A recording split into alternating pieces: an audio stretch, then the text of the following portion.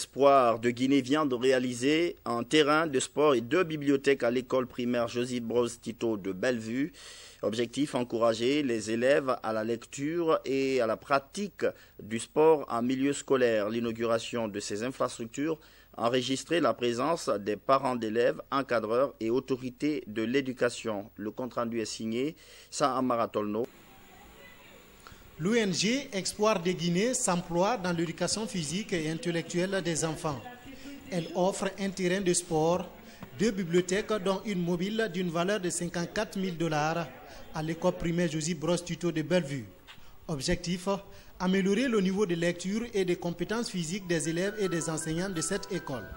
As you guys know, the whole idea about creating Hope of Guinea came out in 2010 with a couple of friends. We decided to create Hope of Guinea to give back to the community back home in Guinea.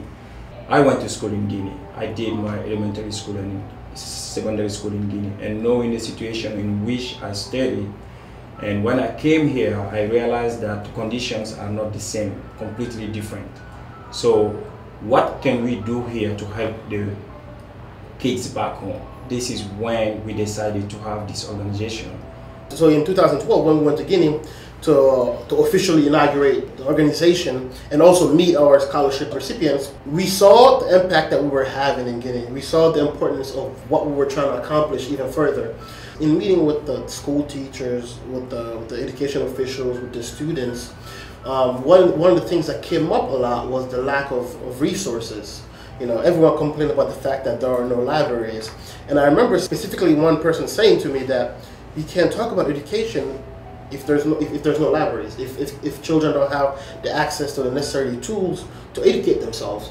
By developing a partnership with the city of Dixie, we're able to acquire a place. In addition to that, by developing a partnership with Books for Africa, we're able to acquire over 30,000 books. So now we got the books, we got the place, so we need the furniture and all these other things. That's when other ideas started coming into place. Okay, cool, well, what if we did a crowdfunding video? I remember when Abe was talking about that, and we had a lot of fun shooting that video. And it was such an amazing thing to kind of go through that process. We were involved in every step of the way, from unpacking the books, to taking the books to the library, to actually putting the shelves, carrying the shelves ourselves and putting them in place, working with with our Guinea team.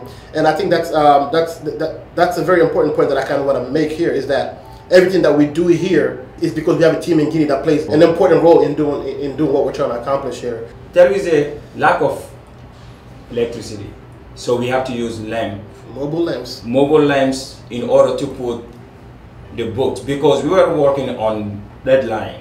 We have to finish our project so we can be back here. I know I wasn't in Guinea, but I was able to pay attention to everything that was happening, because you guys had constant updates through Facebook, through the home Hope of Guinea's Facebook page. And there was a picture there that I saw when they were building the basketball court / volleyball court.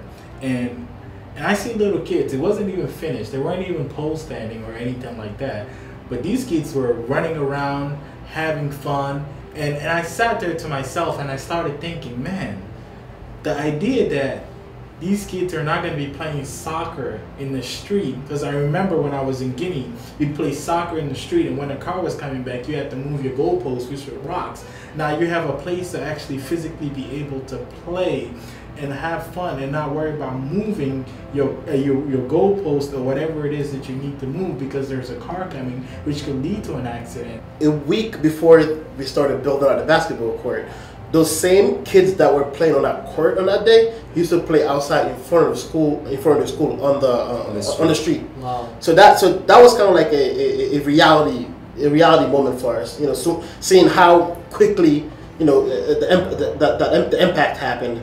They went from having nowhere to play to having a place to play while the court wasn't even done yet. Yeah. And I think what's very cool about it is the fact that in these communities and villages, there's going to be Peace Corps volunteers that will be able to help run these libraries, to help teach these children.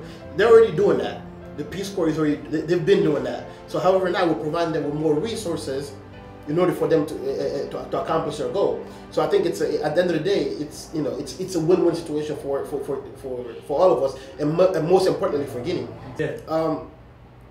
when we first got the 30,000 books, our number one concern was, okay, so we have the room, or we have the library.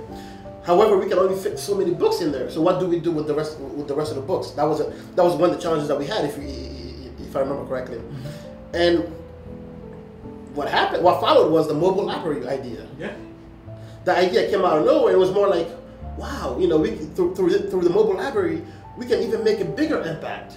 You spoke about our kids. We have those 12 kids, but they're all in different areas of Conakry. So they all may not have the time, or not even the time, but the means to get to the physical library all the time. So then we decided, so how do we kind of close that gap a little bit, And with the mobile library now, we're able to take books to different schools throughout the capital, throughout Conakry. We have one of the students, her parents live on the island. That girl, her first time, to have a backpack was when Hope of Guinea sent her the scholarship. Her mom came and witnessed that. Her mom came to us and told us, he said, listen, this is the first time that my daughter has a backpack where she can put her school furniture to go to school.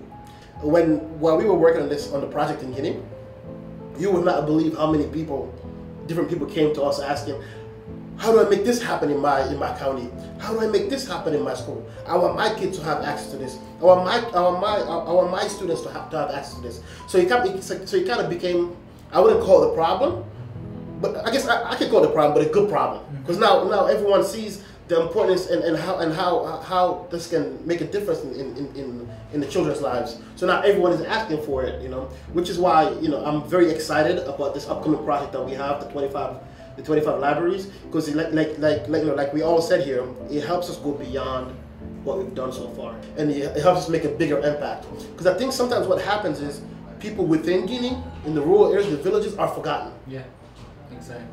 They're forgotten. So this helps us remind them that and give them the equal opportunity that a child in the capital has today. An opportunity to have a book, an opportunity to learn how to read and write, with the help of professionals such as the Peace Corps. Yeah, and guys, to wrap this up, the thing that I'm excited about is 10, 15 years from now, it's the kids that came through the scholarship program, where their lives are at, and the kids that are able to get access to these books, where their lives are at, and because they're able to get educated and take advantage of the tools and resources that are being provided for them, where will Guinea be? Because these kids will eventually become the leaders of this country. And how will they impact it, and how will they influence it? And I truly believe when these kids grow up, because of the gifts and the experiences that they've received, they will give it back. They'll pay it forward. And it's going to be a very good cycle to watch. I'm excited. I think we're all excited. Plus de 35 000 manuels sont dans ces bibliothèques. Enseignants, élèves et encadreurs apprécient le don. Nous avons vu la portée de ces bijoux-là, leur valeur physique, intellectuelle. Donc nous aussi, ce qui est à notre devoir, nous ferons tout pour sauvegarder ces bijoux. Espoir de Guinée apporte également son assistance aux enfants défavorisés en milieu scolaire. À l'occasion de l'inauguration de ces infrastructures scolaires, cette ONG a offert des cadeaux à 12 enfants dont elle prend la scolarité en charge. Le geste motive les récipiendaires. Je remercie beaucoup l'ONG de m'avoir donné ces cadeaux-là. Et l'année prochaine, je vais étudier aussi pour avoir la même chose. Cette structure de la diaspora guinéenne vivant aux États-Unis a pour vocation l'éducation et la défense des droits des enfants démunis.